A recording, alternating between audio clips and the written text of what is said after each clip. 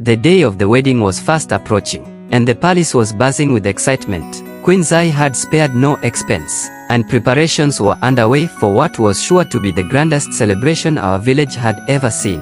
The streets were lined with decorations, and visitors from neighboring kingdoms had already begun to arrive. It was a time of joy and anticipation, but for Nala, it was a time of torment. She had been avoiding Malik as much as possible, trying to bury her feelings and focus on her work. But it was clear that the weight of her love for him was becoming too much to bear. She would disappear for hours at a time, retreating to the forest or the cliffs overlooking the sea, her mind clouded with thoughts of him. I could see the strain it was putting on her. She had lost weight, and her once bright eyes were now filled with sorrow. Even Jalia, who had always been able to read Nala like a book, noticed the change in her. She carries a heavy burden, Jalia said to me one afternoon, but I fear it is not one I can heal. Nala was trying. I knew that. She was trying to be strong, trying to do the right thing. But love, as they say, is a force that cannot be controlled. And no matter how hard Nala tried to push Malik from her mind, he was always there, in her thoughts, in her dreams. Then came the night that changed everything. It was the evening before the wedding. The palace was alive with celebration. The sound of drums and singing filling the air as guests danced and feasted in the courtyard. But Nala was nowhere to be seen. I had a feeling I knew where she was, and so I slipped away from the festivities and made my way to the garden. There, by the fountain, I found them, Nala and Malik, standing close, their faces illuminated by the soft glow of the moonlight. They weren't speaking, but the silence between them was heavy with unspoken words. I watched as Malik reached out and gently took Nala's hand, his fingers brushing against hers in a gesture that was both tender and heartbreaking. "I can't do this," Nala whispered, her voice barely audible. "I can't stand by and watch you marry her." Malik's face was a mask of pain. "I don't want to marry Osha," he said softly, "but I have no choice. This marriage is for the good of both our kingdoms." Nala pulled her hand away, her eyes filled with tears. "And what about us? What about everything we've shared?" Malik hesitated, his gaze dropping to the ground.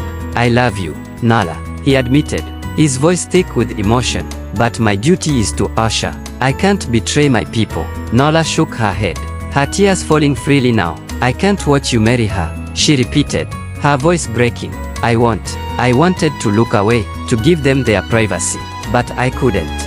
The scene before me was like something out of a tragic story, one where love and duty collided with devastating consequences.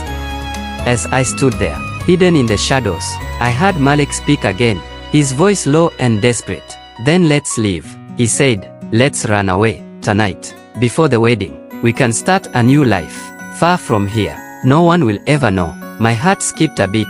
Was he serious? Did he really think they could escape? That they could leave behind everything and start a new life together? It seemed impossible, and yet, in that moment, I could see that Nala was considering it. She looked up at Malik, her eyes filled with longing, and for a brief moment, I thought she might agree. But then, she shook her head. "I can't," she whispered. "I can't leave Queen Zai. She's done so much for me, and I owe her everything. I can't betray her like this." Malik's shoulders sagged in defeat. "Then what are we supposed to do?" he asked, his voice filled with despair. Nala didn't have an answer. She simply stood there, her heart torn in two, caught between her love for Malik and her loyalty to the queen. I knew I couldn't stay silent any longer. I stepped forward, my heart pounding in my chest, and called out to them. "Nala," I said softly, my voice trembling. "You can't do this." They both turned to face me, their eyes wide with shock. For a moment, none of us spoke, the weight of the situation pressing down on all of us. "Nala," I said again, my voice steady, "if you run away with him, you'll destroy everything. You'll break the queen's heart, and you'll bring shame to the village. You can't let love blind you to your duty." Nala looked at me, her eyes pleading. "I love him," she whispered. "I love him, and I don't know what to do." "I know," I said softly, "but you can't let that love destroy you. You've worked too hard, come too far, to throw it all away." Malik, silent until now, stepped forward. "It's not just about her," he said, his voice firm. "I love her too. I don't want to marry Osha, and I don't want to hurt Nala, but I can't ignore my duty." I shook my head. Love and duty don't always go hand in hand. I said quietly. Sometimes we have to make sacrifices for the greater good.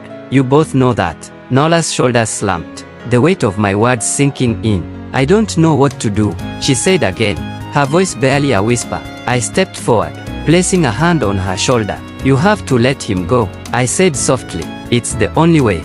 She looked up at Malik. Her eyes filled with tears. For a long moment, they simply stood there, staring at each other, their hearts breaking. Finally, Nala nodded. I'll let you go, she whispered, her voice trembling. For the queen, for Osha, I'll let you go. Malik's face crumpled with emotion, and he reached out to touch her one last time, his fingers brushing against her cheek. I'm sorry, he whispered, and with that, he turned and walked away, disappearing into the shadows of the garden. Nala stood there for a long time, her tears falling silently, until finally, she turned and walked back toward the palace. Her heart shattered but her sense of duty intact.